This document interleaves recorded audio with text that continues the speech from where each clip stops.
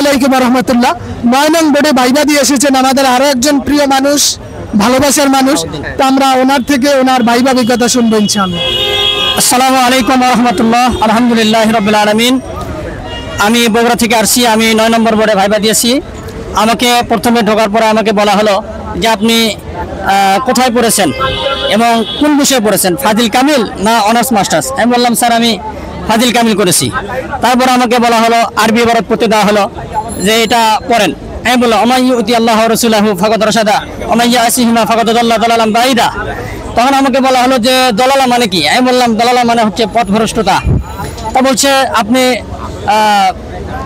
কয়েকটা তাফসিরের নাম বলেন। আমি বললাম যে তাফসিরে জালালাইন পড়েছি, তাফসিরে রুহুল মাআনি, তাফসিরে কাশফ, তাফসিরে বাইজাবি, এবং আমি ৫-৬টা বলছি। বলার পর আমাকে বলছে আপনি এর মধ্যে কয়েকটা পড়েছেন। আমি বললাম স্যার আমি পড়েছি তাফসিরে জালালাইন। তা করছে আচ্ছা ঠিক আছে। তারপরে আমাকে আবার বলা হলো যে আলামতে মোজারে কয়টি। আমি বললাম আলামতে মোজারে 4টি বলেন। আমি বললাম আলিফ তা ইয়া নুন। তারপরে আমাকে আর কিছু বললো না, আমাকে বললো ঠিক আছে আপনি আসতে পারেন। আমি বললাম আসসালামু আলাইকুম স্যার। জি ধন্যবাদ ভাইকে ওনার সুন্দর অভিজ্ঞতা শেয়ার করার। আমি আসলে কোনো সমস্যা নাই, পরবর্তীতে যারা আসবেন কোনো ভয় পাবেন না। ভাইবা বোর্ড আমাদের উপরে খুব আন্তরিকভাবে মানে আন্তরিকতা প্রকাশ করেছেন, এবং শাহজালাল ভাইয়ের যে আমরা এই ইউটিউব চ্যানেলটি আমরা দেখেছি, এটা দেখে আমরা অনেক উপকৃত হয়েছি।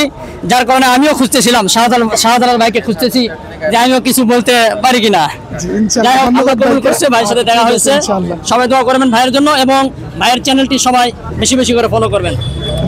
ধন্যবাদ সবাইকে। আসসালামু আলাইকুম।